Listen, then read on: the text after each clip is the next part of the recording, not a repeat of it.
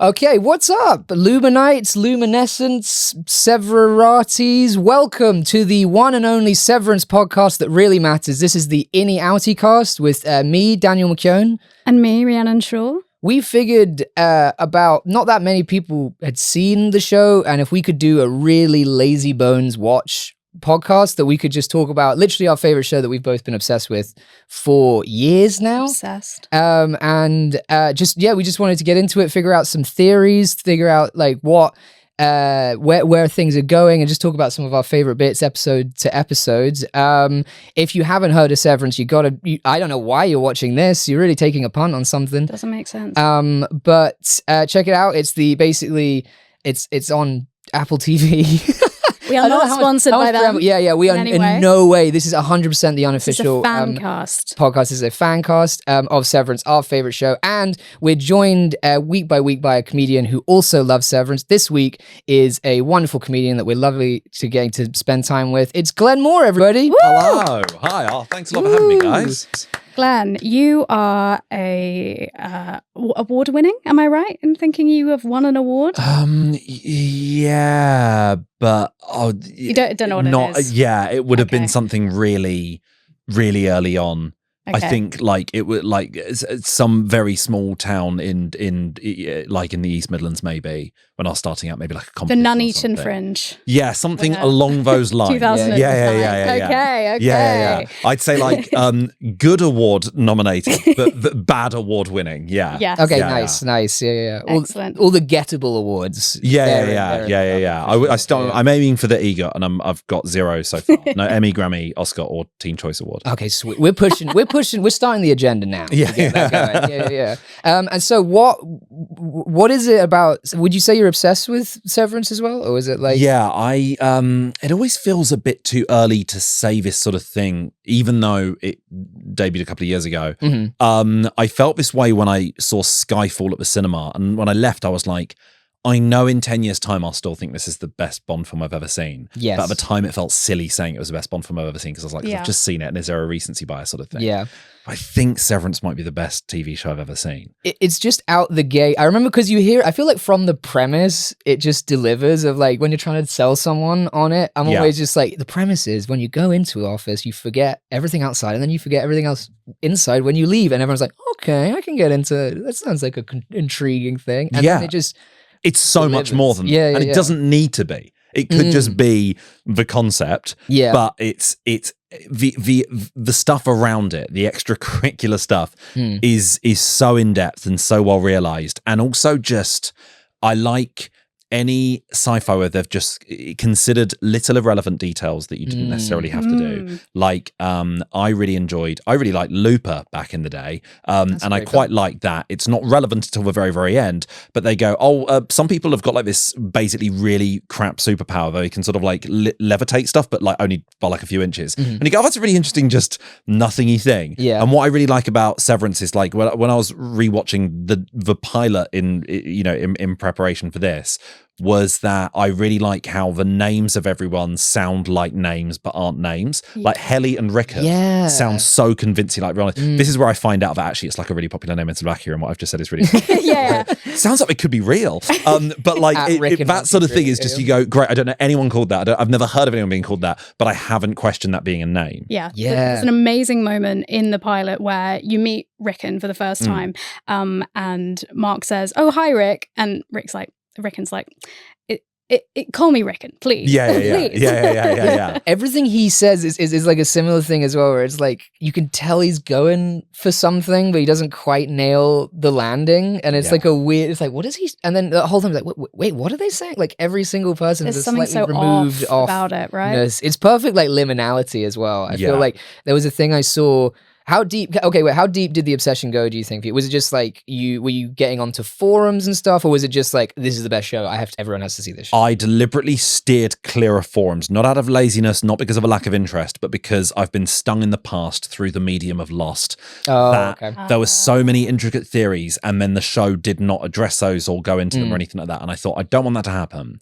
And already I've had my concerns and fears allayed, knowing that the guy who is currently, is still writing Severance, when he pitched it, had already planned out the first few series. He knows how it's going to end. And you sort of go, great, this is better than just them making it up as they go along. Yeah. It's always the fear, right? Yeah, and I think it is always the fear because it's the same, like, they could fumble it so hard because they're teeing up so much interesting stuff. Yeah. And, like, we've been hurt so many times before by, like, big prestige shows where it's like, you nearly had it so good. Well, as soon as it's in a later episode, and this isn't really a spoiler, but when the guy's caring for, like, the sheep and the lamb, I was sort of like, this feels like the horse in Lost. I know this is going to happen again. And it isn't. It's going to be fine. It's going to be fine. Yeah, we should throw that out as a disclaimer. There will be spoilers on this. This is episode 1, but I mean, come on. And I don't mean to be mean, but if you can't watch 9 episodes of a thing, don't worry how it ends. And also, I hope that me saying that sheep make an appearance hasn't made anyone go, no, oh, for God's sake. It's like, there's sheep in this? Yeah. I don't want to be sleeping by the end. God damn it. Can I just say they're actually goats? So, sorry. So you've actually red herring, red sheep. Yeah. Thrown. Yeah. Yeah. It's quite good. Them off the scent there. It is quite funny though, because also the things that you think are spoilers, we actually don't know what they mean. You know what I mean? We can say they're ghosts, like that could be mean irrelevant. Nothing. Yeah, we don't actually have any idea. Yeah. Which is also I feel like a good sign. I suppose since, okay, I was going to savor this, but like, what do you think the goats are about? That was one of our big questions, I think, when we were talking about. I truly have no idea what the goats could be. But because again, it's something they addressed in the first episode where they sort of go, "Oh, are you in the medical side of things?" And they go, "Oh, you're in the tech side of things." So you go, "This is this is Acme and Looney Tunes. This is everything. It does everything." Yeah. So because in my head I've equated it with sheep, even though it isn't sheep. Any sort of farmyard animal in a scientific context, I immediately equate with Dolly. Yes. Dolly the sheep. Yeah. So like in my head, I was like, that's surely where it's going to some extent. Yeah. But I'm willing to just not ask any questions and just let that be resolved when it's resolved. I don't have any other theories on that. What do you reckon it is? I think the cloning thing makes sense. I thought they were trying to breed them to be like pre-severed, so it's like wherever, like you're born severed, so they can try that on humans, like animal trials, because they just love cutting people's brains in half. So I was like, maybe they would just keep that going. That was the best theory I had. Yeah. That'd be such a shame. The goat will come home from work. They'll be like, "How was work today, honey?" And they'd be like, I don't remember. Yeah, I don't remember. Don't know. Did I eat grass? I don't know. Yeah. What could the goat be doing during the day that they're not allowed to divulge when they get home? The idea My no lips are sealed. The goat it would suck so bad having a goat come home and just be like sad in their downtime, like the way not Adam Scott. Is it Andrew? What's his name in the show? Adam Scott. Yeah, it is Adam Scott is Mark Scout. Mark Scout is the Adam character. Scott. Adam Scott is the actor. Yeah, if it would suck if it's just the goats coming home and like drinking a beer and being really I gotta forget my dead one. Yeah. Because you don't have much memory either as a goat, so it's like, yeah. But I think that was the biggest theory. If we're thinking as well, the guy in the goat farm has to have the worst job at Lumen, right? Like that's gotta be. I don't know, looks after animals. That seems fun. That's like a child's dream, right? Yeah, it's just if you only know, I guess he doesn't know anything else. So it's like, is he severed? Like, does he go home and it's like he doesn't know? He smells of goat. Yeah. What the hell? What happened today? And he just keeps on getting bar and grill vouchers, going, "Sorry, you smell of goat today. There was a goat-based incident. Didn't mean have a meal on us." Sorry, there was goat shit on you for the 5th time this week. You actually get a lifetime's pass to Pip's Bar and Grill. Rihanna, do you have a goat theory? I don't, but it has reminded me that in the first episode, Helly, one of her questions is, "Am I livestock?" She asked that to Mark, so I'm wondering if it will come up again. I like your theory, Dan. I like the idea that they're. Thank you very much. Yes, thank you. Thank you very much. Don't think we need to discuss it further. You basically wrote the episode. They're pre-borning. Is that that's not pre-borning? Yeah. Pre-borning severed people, but you can still get pregnant from pre-born. Yeah. You still got to go get the pill if you're pre-born. Guys, if you're watching, you gotta. Yeah, you still could get severed if it breaks before you finish. But it's very it's like. I don't know. I feel like some stuff, because you always worry, there's some shows where they do, I think, front load an unresolved thing. Like I remember reading, I think Breaking Bad did that with the last season where they didn't know why he was all beardy and weird and stuff, and they kind of just made up the reason afterwards. So you hope they're not just throwing stuff out there, to be like, we don't know what that is, but it was kind of fun, creepy vibe, huh? And then like moving on. Yeah, I'm reassured by the fact that he's written more than one. Yeah, for sure. It's all planned out in his head, apparently. You hope so. But my only concern is that it will be a deliberate choice to never tell you what Lumen does. And it will be one of those, well, it's whatever you want it to be. You know, because I hate that. I hate not do that. I'm really, this is so pathetic of me, but I don't like stuff that's open to interpretation. No, tell me what it is. I like they go, what did he whisper in the end at Lost in Translation? I guess it was just the best thing you could imagine. You go, no, tell me. Yeah. It was a bit like on Succession where they were like, no, there is a winner. Like, and it was quite nice because you don't want it to be like, they all lose because they're all depressed. They're all winners. Yeah. What if the friends we made along the way. And you worry with Severance that they would do that. It's like, the point is that they're torturing them. They weren't doing anything else. Yeah, like, that would be infuriating. It needs to have there needs to be a company output. Yeah, like but I get with the liminal details. I saw a thing because I had less temperance than you, and I did end up on some forums and was reading theories and stuff. And someone pointed out the keyboards don't have an escape button on them. That feels a bit too on the nose. I know, it's a very. They don't mince their words. Like I remember watching the opening scene where she's on the table and stuff. Is like, wow, they really want to let you know that this sucks out the gate. Like, it's not, they're instantly just messing with them. Well, I was thinking this, but like in terms of what you wake up on a table, and I was like, why can't they just wake them up on a bed? And then I thought, if there was a bed, they'd always use the bed. They'd always just nip off for 5 minutes to use the bed for a little while. That's a good point. So that's why they can't have that, I guess. And again, with the computers, this is off the top of my head because I hadn't noticed the escape key thing. The computers it's not like a desktop computer where you have a number of applications. It's only the numbers. They only have the numbers thing they're doing all day. So I guess if there's no program you'd ever have to leave, then there's no need for it to have an escape function because you're always in that. You're always in that program. Yeah. You know what I mean? Like, yeah. We're doing so much work for them right now. With all our interpretations. They've finished filming season 2, but they're watching this podcast and they're thinking, okay, that's how we're going to do some together. rewrites. We'll do some edits. Some ADR where it's like, and that's why, with their mouth.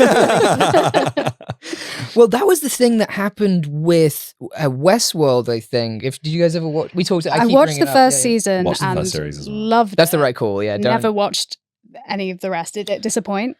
I would say you guys made the right call getting out when you did, because it kind of goes off the rails, but it turned out the writer of it had read theories online and someone had solved it, so he was like, okay, we're going to change it. No. I know, right? Yeah, and it's just like, that's not the point. You don't have to be smarter than everybody. It just has to be like a good story. This is what you worry about. You worry that they're going online and they're like, oh, no, it can't be this thing that some really clever person has worked out. It has to be something that no one has thought of. And the thing that no one has thought of is stupid. Because, because logic follows that you can work it out. Yeah, there's only so many hats you can wear at one time. Yeah.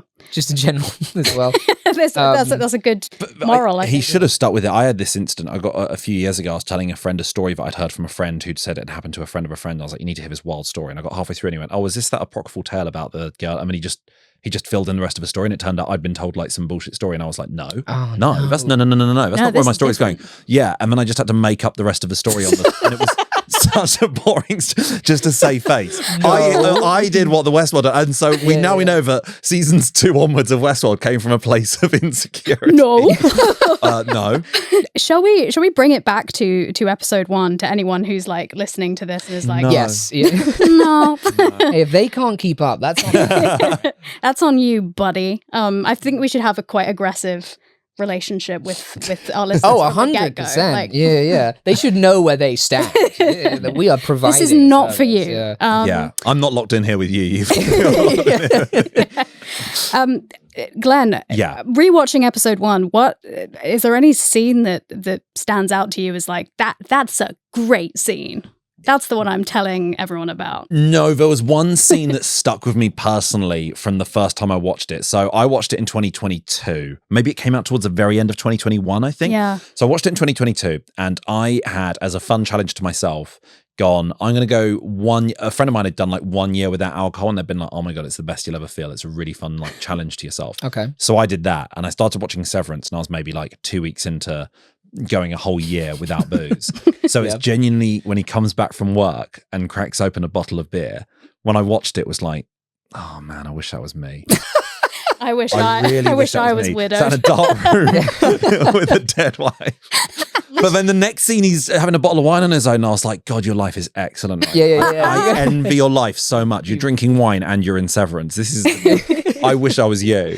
Got it made, it's that. It was just so cozy. I think because as well, he had a lifestyle that I've never had. As someone who, as a stand-up comedian, is either gigging in the evening, so doesn't have evenings in, but also for years has worked in breakfast commercial radio, in which I've constantly every evening I've got to be looking at my watch, being like, oh, I should be in bed.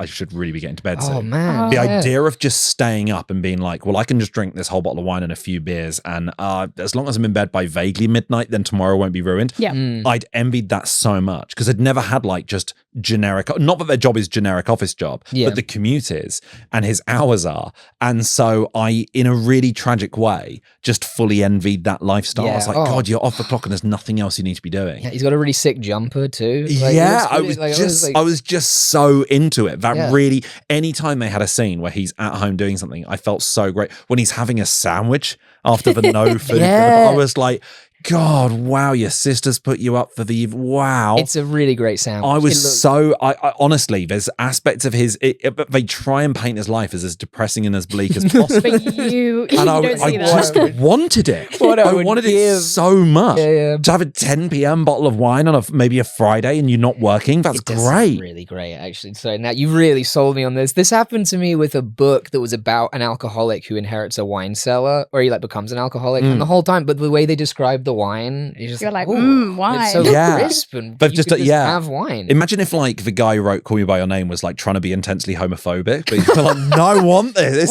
You've made this too enticing. But I'm like, this is great. That's so good.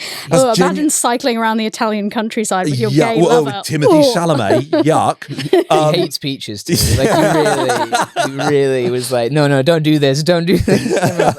Activated a new thing for everybody. Was it like, with that, do you think there is a world where there's something in your life that you would get severed to do? This is for both as well. Yeah. If there was... I mean, I guess it's difficult for you because you've got like 2 jobs and, you'd have to be severed from both of them. And it's quite hard to be severed as a comedian. You wouldn't want to be because you get the fear, because I guess in his office job, he's only working around a handful of people. And as far as he knows, he's told he slipped and bashed his head on a printer or whatever. So as far as he knows, his job is just generic office job. He doesn't come home in a disheveled state or anything like that. So that's fine, but I think in something like in comedy where you go, but I was being perceived by a room full of people, or in breakfast show, I was being perceived in people's car radios and in supermarkets. And I think you'd have such a hangover fear the next day of what did I do at work, and everyone else knows. Everyone else knows, but you don't. So there's no aspect of my life I'd want to be severed from. But I envy the severance process so much of just going to work and then you're home. Or not being home, but just you walk in and out. It's just amazing. But I guess it's a lottery of which conscience would I end up with? Who am I? If you have a severance process and then you wake up in an office, you'd be like, are you fucking kidding me? Are you joking? Specifically what I didn't want to happen. Yeah, I've lived my whole life up to this point and I don't get the reward of being the home time guy. The home time guy's a brand new guy. Are you kidding me? Are you joking? Specifically what I didn't want to happen. Yeah, I've lived my whole life up to this point and I don't get the reward of being the home time guy. The home time guy's a brand new guy.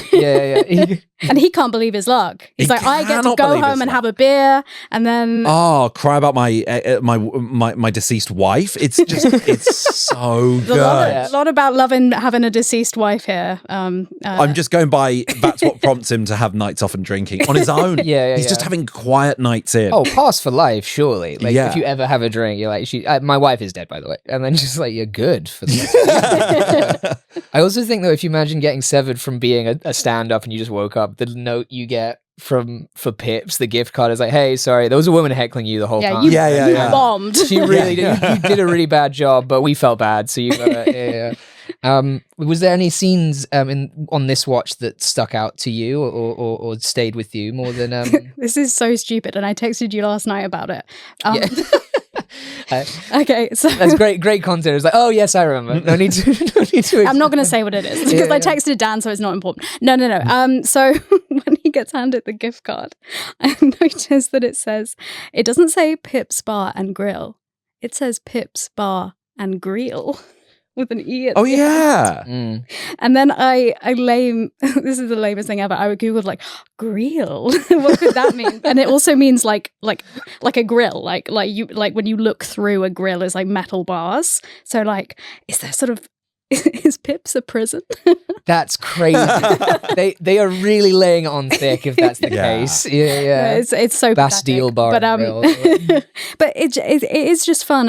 What you were saying about the little things that you notice on a rewatch. I also noticed that in the office space, their little like mats they have for their chairs, so that you have them in an office so they don't damage the floor. They're shaped like puddles. So it's like sort of like there's so much water energy in that. There's the paint stuff when oh god, can't remember the fella's name. John Turturro's character when he sees Irving, when he sees the paint, he has the paint down later in the series. Yeah. There's so much water, and the other thing I noticed is Helly R.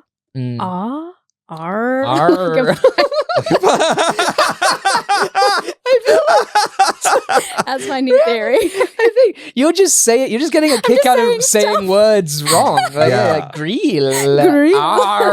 But this is what it's turned me into. This is what Severance has turned me into. I'm sort of like paranoid, like looking around me like, could that be a thing that will become a thing? No, it does happen though, because I used to, Peep Show used to be my comfort show, and it was one of those things like with any sitcom, when you watch it like 15 times, you just find stuff that isn't a bit, like probably wasn't intended to be like, oh, even that was really funny, like the dumbest parts stick out to you and just make you laugh for no reason.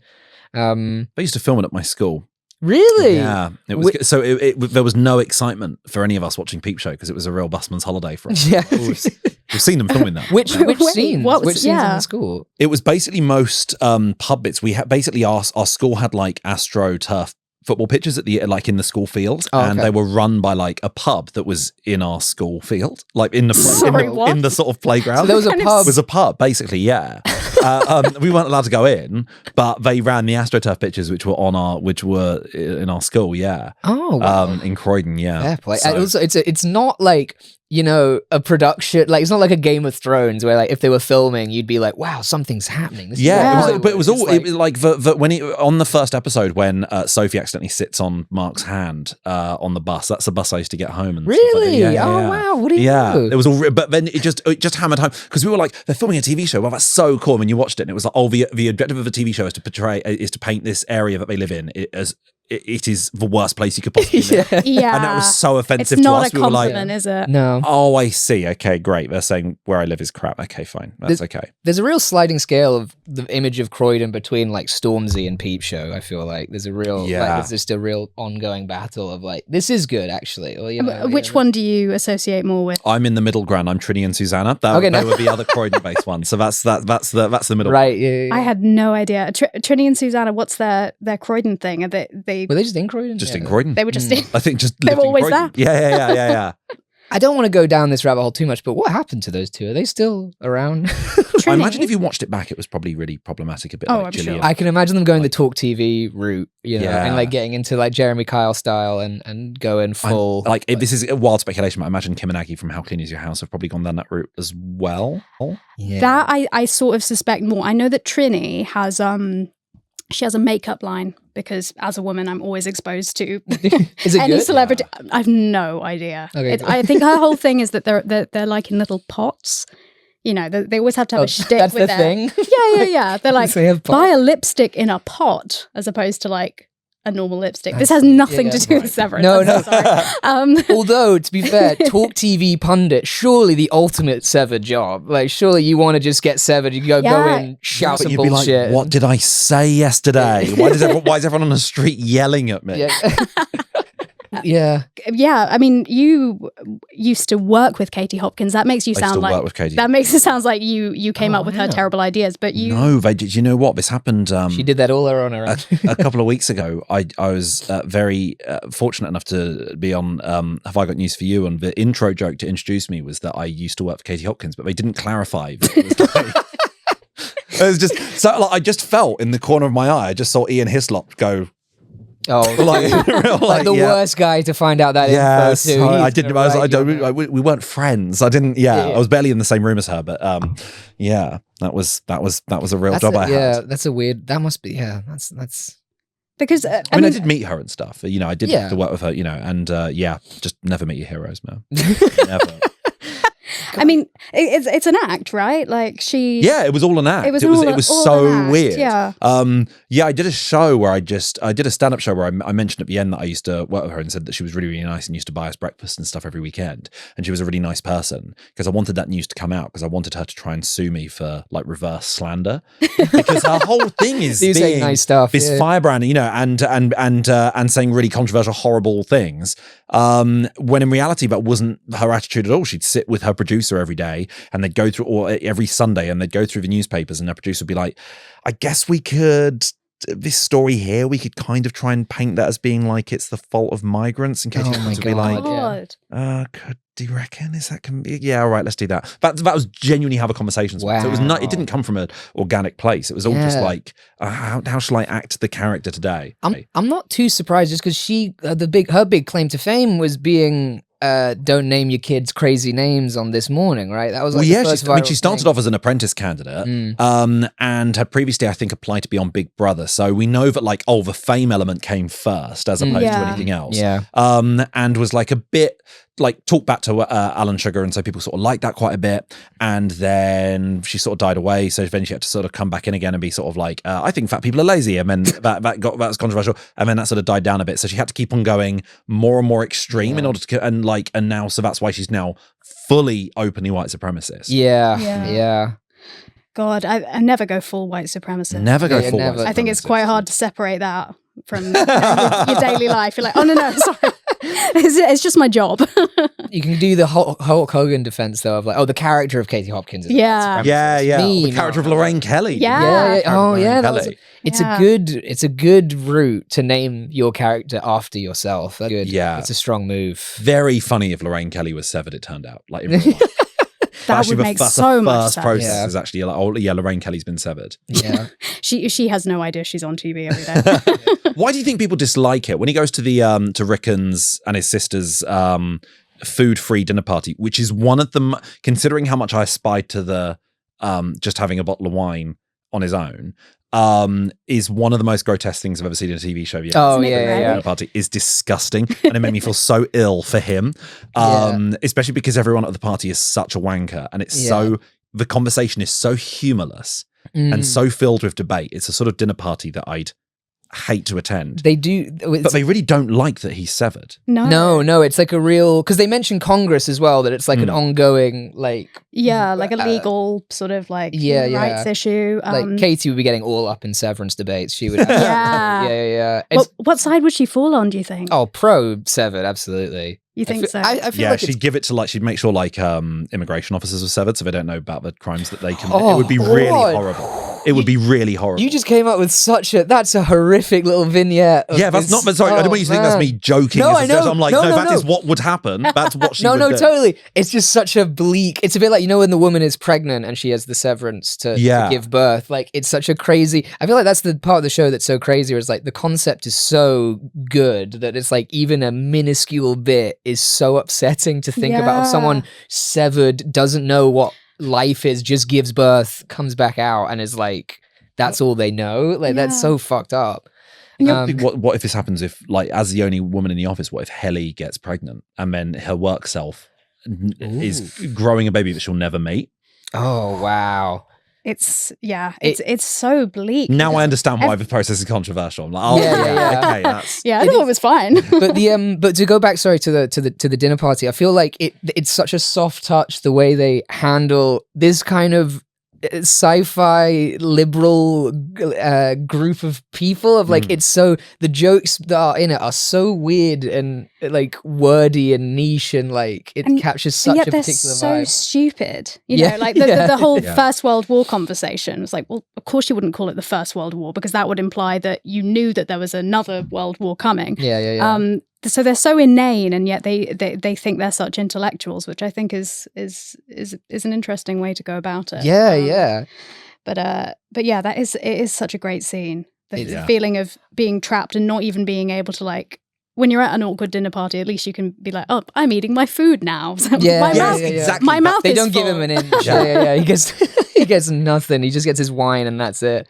I feel like I also just in this era, the actress of I can't remember her name, but the actress of Mark's sister is so good, and I love all of their scenes together. I love so much because they have such a nice warmth, even though they're just so sarcastic all the time, and they just really, I don't know, they really do it for me. They really make you root for them. It's the only normal bit of the show. It's the only normal conversations you see. Even because in The Office, they're not normal. Yeah. Like, as normal as it gets, it's probably Mark and Helly, but that's the only normal side of it. Because, like, Rickon is insane. His next door neighbor, his boss, is insane. Everyone he meets in the real world is also crazy. So, like, that's the only person who, at least he has what you'd say as vaguely relatable dialogue, I think. Yes. Yeah. And the fact that they're even like making fun of stuff, like everything else is so sincere and so like, this is how it is. And then they're like, no, it isn't. Like, and that's always just that's just a really nice detail, I think. And because I thought I recognized her from something, and I was like, I've definitely seen it before. And it was like IMDbing during it. And I think she's been on an episode of Curb Your Enthusiasm. So I think somewhere in my brain, I logged a memory of her yelling at Larry David or something. I was just like, she seems like she could tear him a new one. Absolutely.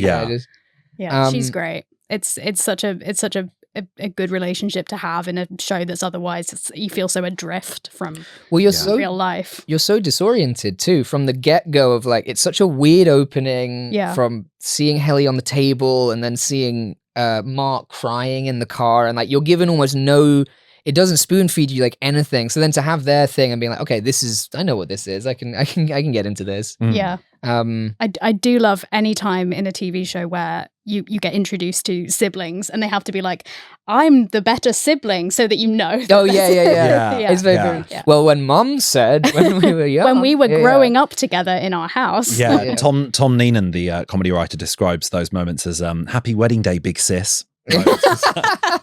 I love it. It's so unbearable. I've never ever acknowledged verbally to my sister that she's my sister. That's never. But we've never mentioned our relationship to each other. Yeah. There's never. We've never been like, come on, man, you're my sister. You would immediately assume one of your friends had been cloned if they referred to how long you've known each other as a means of arguing something like, come on, we've known each other for like 2 years now. What, you go, why are you mentioning that? Is there a camera? Yeah. Are we in a pilot? Yeah. Well, that's the other thing. It's like, you talk like that only to service like an audience. Oh, completely. The people watching, like, and who's this? Tell me, who is this again? Yeah. I go the other way. I just relish it of just like, yes, tell me, spoon feed me everything. I watched Godzilla times Kong, The New Empire recently. I don't know if you've seen that. That is just all exposition. It's really crazy. And what could you need to know? Oh my God. We know who Godzilla and King Kong are because that's why we're here. Yeah, literally. It's not Godzilla versus new IP. And we go, who is this guy? But they do really well in the first episode of giving you all the information without ever really knocking you over the head with it, because the format follows. It's basically the Cheers pilot, which is Cheers is not about Shelley Long, but it by introducing her as the second character, it's her first day on the job, and that's how you then get introduced to all the other main characters. Yes, and so that's what they do with Helly. Is she's not the main character, but it is her first day on the job, which allows the protagonist to explain everything to her, which is like that. That works so well. It works so well without you feeling like. Because you go, well, she's being informed as opposed to I'm being informed. Yeah. And, Well, also, it changes it because it starts with Mark as the man behind the curtain, as the evil like person who seemingly captured her when she's, and then it flips so quickly of showing how out of his depth he is when he's scrolling, when he's like going through the script and he's not really sure what he's doing. It's so interesting to me the way you hear it, right? Like the second time round, that you're just like, oh no, he's just as like vulnerable as she. Yeah, oh, that's just Mark. Don't worry about it. Yeah. Why are you afraid? yeah. It's just lighten up. It's just Mark. Dude. He's a loser. You should see this guy. He was crying so hard.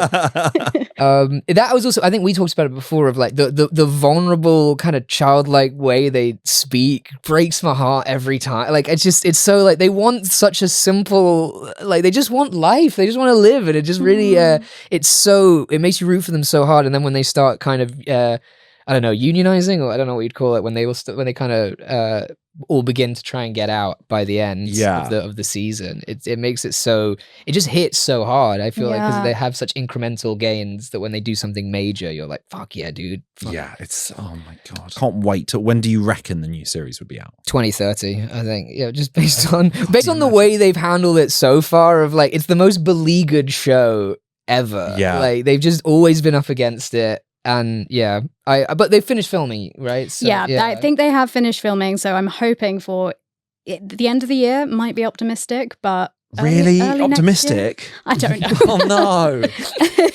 It's been, when did it come out? 2021? Is that right? I think so. I remember binging it in 2022 and watching the first episode and being like, "Oh, this will be the new thing that we watch every Sunday evening." And we watched episode 1. It was like, put on episode 2 immediately. We need to see. Yeah. Because also it's weird because I think whenever I'm telling people to watch it, I'm always like, it's a slow burn. Like I didn't feel that way because I disagree. Because it's just because I think I knew people who it moves so weird. Like the I mean, it's not that the pacing is weird, but like the where you are is always a bit.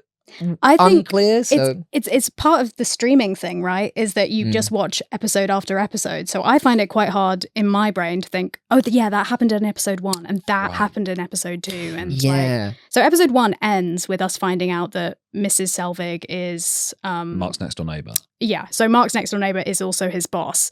And a living nightmare. You end with, oh god, yeah.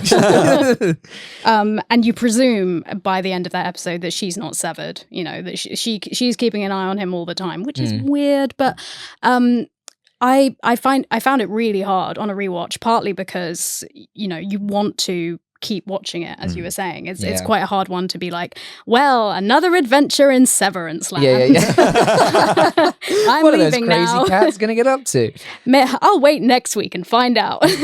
Although on this watch I might start rooting for Mrs. Selvig, just to change things up, you know what I mean? Just be like, what if I see it from her point of view? There's like, actually it is quite hard, all right? It is, she's trying really hard and you guys are fucking up her whole deal. She has that weird hat too that I always like. The reveal, because the reveal at the end when it's like she's the neighbor is hit so hard, but then it's like she has got a really weird hat on as well. Like, he's within his rights to think she's a really crazy old person because she keeps getting the bins wrong and wears a crazy hat. Like, what else do you need to know? Yeah, literally. It's so good. That reveal. I remember watching that the first time and being like, oh yeah, all right, this is the show. And then they hit you with the opening credits, which is like the craziest opening credits I've seen, or one of, I would say, top 5 probably, of like, because it's so bizarre. Like it's such a unique art style and animation stuff. I knew this podcast would go this way. I'm just saying, like, I loved that bit. No, but it would be weird if you were criticizing it. It's really good. It's a really good show. That's why we're here. Doing a watchcast, just being like, yeah, I guess I got to watch the next episode of this. Paid for the studio, but don't think about strap in, everybody. This fucking show. Do not watch this. Do not watch this. Do not watch Severance. But I think, what do you think? Because the thing is as well, okay, just to jump, obviously we're kind of jumping around here. I feel like because the last episode is such a crazy goes so hard. Best ending of a series I've ever seen. Best ending of a series. And I, now, and then, but the thing was, I'm watching... the time I watched it, I was like, but what actually happens next? You're like, but where does this go from here? Surely everything's blown up, or like, I really couldn't figure out what literally happens next, which I think is the best place to be in. But I wanted to ask if you guys had any wants for where you want it to go, or any theories of where you think it's going to go. What do you think? My worry is it will all be undermined and tied up within the first episode of a new series and you go, we're back to square one. That would be the most frustrating thing that can happen. Yeah. I think with regards to Irving and Christopher Walken, that is going to be cut off because he's going to knock on his door. Christopher Walken will open the door. He's now back to his severed self. So Irving will just turn around and walk away and they won't have a conversation. Yeah. Maybe they might fall in love at first sight again, but that might be unlikely. Helly is a trickier situation because she is giving a speech and then has suddenly dropped out of that speech and gone, we are slaves. But I think it would be easier for them to trick her non-severed self into being like, sorry, can you just write me a script where you say you just malfunctioned and something went wrong there? And they sign on that. The situation Mark is in where he's like, my wife is alive. That will be... That is surely the drive for the next series because I don't know where that could possibly go. Like, what is their relationship for everyone? Because the also last thing he did in the Lumen offices was kiss Helly. So now everyone's relationship. Is he cheating on his wife? Yeah, is it cheating? Yeah. I thought you were dead. Yeah. Just the weirdest dude with seven. He's like, is that cheating technically? Like, if I got seven, could I have an affair if I got seven? Like, it's just interesting. But I think it would be very frustrating if we're like, where's this going to go? And they show that Mark yells like, she's alive, and then the first episode of a new series shows everyone turning down the music in the living room and they go, what? Oh, I didn't hear you. I didn't hear you. And he's about 7, you go, for fuck's sake. Yeah. Are you joking? If they go back to episode of the week stuff. I'm really concerned it will be that. But it's like the Twin Peaks, I don't remember who killed Laura Palmer. Yeah, it will be like I think everything Helly and Irving will be that will be undermined and cut out and back to square one. But Mark, they will then try and find a way for him to investigate in Lumen in the building. Yeah, how he knows his wife is still alive, where she could possibly be. Yeah, that's cool. I like that idea. I think for me, I think it's gonna go like, I feel because we started with Mark in the first season. I feel like we need to just know what Helly's outie is. Like, I feel like we now know that she's an Egan, so I feel like you want to know like what her story is when she's during this propaganda piece that she's been doing. What's it like? And she's a dick. Remember when Helly tried to get out and then she gives a video and she's like, sucks, dude. Yeah, she's terrible. I think that would be a really interesting start, actually, to be like Helly. What's her name? Helena. Yeah, Helena. Yeah, I think it would be really. They are the same person. That would be a good sort of like start to the series, like jump straight in. Here is Helena Egan's point of view, and then we get a little bit more information. But I am a little bit concerned about what you were saying, that I think, and part of me worries about that because the series starts with us learning that PT is gone. And PT. When PT speaks to Mark in Pip's Bar and Grill. What he says is, we hate Grainer, and we've sort of been like fighting against them for a while. But Mark's Innie doesn't seem to show any signs of that when we see him as an Innie. So what I worry about is that you can reset people. It seems like quite an easy thing to do. You can kind of reset their memories, and for all we know, Mark had kind of got to this place before, and then PT's gone, so he can't remind him. Yes, because because he also shredded the map as well, right? Yeah, so it's really easy. It is very much one step forward, two steps back. Yeah, in I worry that they've kind of been here before, and that we will get reset. Obviously, you can't do a series where every single series they get so far and then get thrown back. Because is Milchek severed?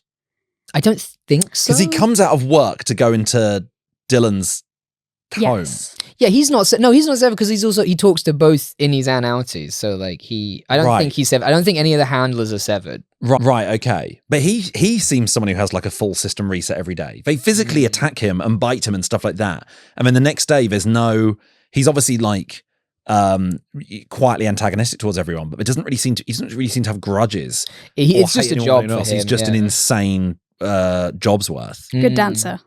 Great dancer. That's so good, that bit. Yeah. That's it, yeah. Apple Music actually made a Defiant Jazz playlist of all the songs. It's pretty good. If you like jazz, it's pretty. If you like Defiant Jazz. If you're feeling defiant. Yeah.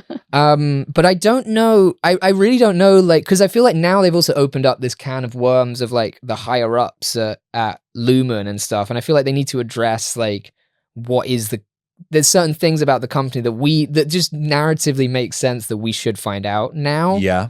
But I don't know how you keep up the mystery, because they've told us so little that they can really like mess with us a little bit and be like, oh, you don't know anything, so anything could be something. And it's like quite hard to keep that going once you learn certain things. Yeah. Like, even though it's paid off, every reveal has paid off. Like, I was thinking about this from the start to Mrs. Selvig living next door to Helly being an Egan, is like, those are such good payoffs of stuff you weren't expecting. So I trust him, and I don't want to be a cynic, but yeah, I just I can't be hurt again by another high concept sci-fi prestige television show. Like, this is why Lost hurt so much, because Lost didn't put a foot wrong in the first series and ended on one of the greatest endings of a first series with the hatch. Yeah, the hatch hit so hard. Severance was the best since then, and I'm like, so it feels harsh to be like, I really like this, and that's why it's going to be shit. Yeah, you know what I mean? Oh yeah. But it's like I genuinely really have no sense of fear of it. Like it will be excellent, but I just it's a frustration I have with sort of prestige television, is that I sort of want, if a bunch of questions are raised in the first series and at the end of the first series aren't resolved, that's fine, but they all need to be resolved in season 2. Yes. They cannot go on any longer than season 2. You cannot constantly be creating another batch of questions and you're like, sorry, you still haven't answered this thing from season 1. Because after a while you go, I will simply stop caring. I will stop caring about the goat after a while. Yeah. I'll stop wondering about, I will just stop wondering about the goat. It stops being cute after season 2. You're like, come on, you said some stuff. You got to deliver. And you sort of think you're leaving this open-ended because you don't know. And that that makes me feel dumb for caring. I feel like there's something that Helly did in the first episode, that when she tried to leave, but then would just come straight back through the door again. I'm like, was that a trick of the mind for her? Was she, because when we see Mark is just stood by, but he's not allowed to watch it. Yeah. She does just come back out through that same door. Yes. So is that a case of there's something in her that short circuits and she just turns around in the stairwell and comes out? Or is it a looping corridor that she can't seem to leave? So a little later in the series, because I can't remember what it was. What was it? You see from Helena Egan's point of view that Milchek is in the stairwell. Yeah. And she's like, whoa, I really want to leave, don't I? And Milchek's like, you're a feisty one. So you do get to see her point of view. She literally does switch when she goes through the door. Right, and then she walks back in and she's, they very much, like, I feel like the mechanics of it, they're always quite good to take their time of like, okay, this is quite weird and quite fairly high concept of like how memory works, I guess, which is cool, but like, I feel like, because if you were her, you just go, why don't you keep the door open and stand halfway in the middle and tell me what you can see on each side? Can you just do that for me? Just do that for me, please. You should be able to request stuff like that on the outside.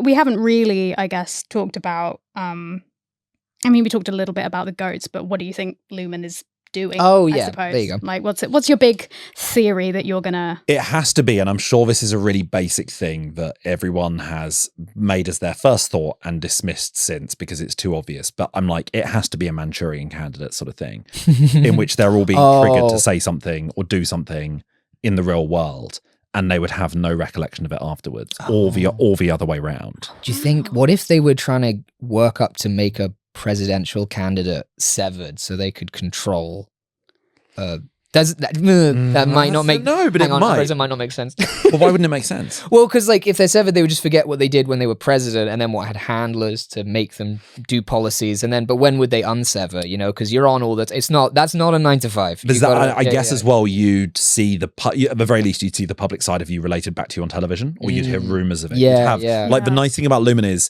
their behavior is perfectly sealed within that building. They will never find out what happened in there. Yeah, and in something as high profile as the presidency or anything around that information would surely leak out after a while. Yeah. But that's good. I think there's a chance that I think this show might end with, obviously there's a huge building that they work in.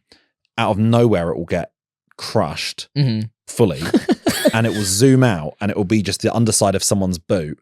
And it turns out that it's in the real world, and it's just a family of hikers going through the woods, and it turned out that everything you've seen has just taken place on a little leaf. And it's like so the Men in irrelevant. Black, It's like, so irrelevant. yeah. But it just got trodden on, and that's so bad. That's so... Imagine if it ended like that. That's and a fantastic reveal. It's just like, and it was all a dream. It's only as mad as like how the curse ended or something like that. You go, yeah, why not? Oh, yeah. That is like, what if the borrowers were just really fucked up people? Yeah. Just tiny little thing. And you go, when was I onto it? You go, it didn't matter. You were on a leaf. You were so small. Small. You will not believe what these little guys were getting up to. Yeah.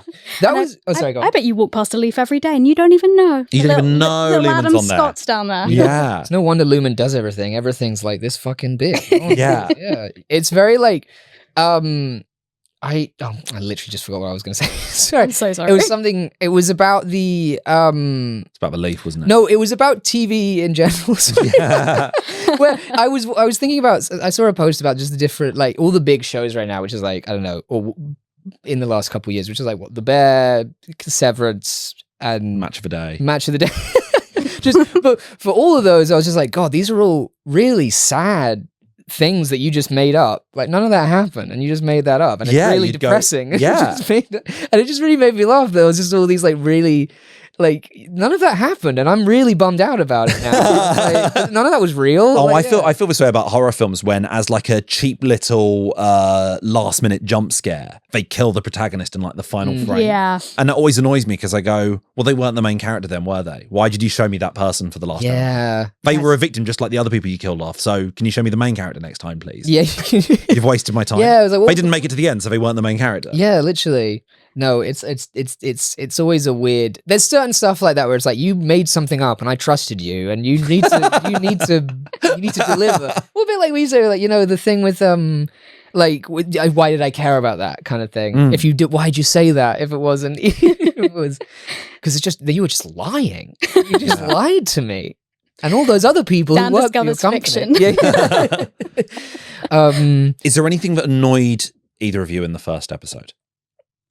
I think it's just the frustrating thing is because by the end, when you get to the end of the show, you've come so far from there that it's like weirdly not frustrating, but kind of puts you back, being like, I don't want to. I know this. Come on, like let's get on. Let's get on with it. Did you have anything that frustrated you? I don't like Petey. I think he's really. I'm kind of done with the whole sort of like. I mean, I know he's severed. He's not just like a fail dad. Severed or not? I'm kind of done with the sort of like disheveled, graying, middle-aged man.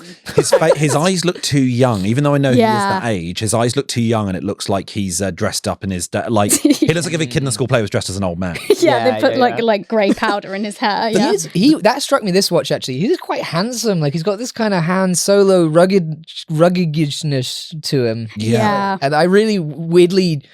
I don't know what about this watch, but I was like, oh, he's fit. Him feeling ill made me feel so ill. The idea of how that would make you feel so car sick. I just imagine you feel really car sick if you're unsevered. It really like so car sick you die. Yeah. Really that's why you got to get the band. That's on your death certificate. Yeah. Oh, definitely put that on the bench in your memory. Yeah. He used to sit on this bench after he was long drives. terminally queasy. Queasy. Yeah. Oh, it sounds so pathetic, but it sucks so bad. It annoyed me when Irving greeted them because I was like, you just saw each other 5 seconds ago. So you wouldn't say goodbye or hello. Interesting. They imply a sense of time passing when they stagger their exits, but the maximum time you'd spend away with anyone with 4 of them and 15-minute staggered exits is 1 hour. Oh, God. So why are you saying hello and goodbye? You just go, like, that's surely only as bad as, like, being away from someone for 15 minutes is only as long as one of Mark's absolute fighting for his life on the toilet hangover shits he must be doing. Yeah.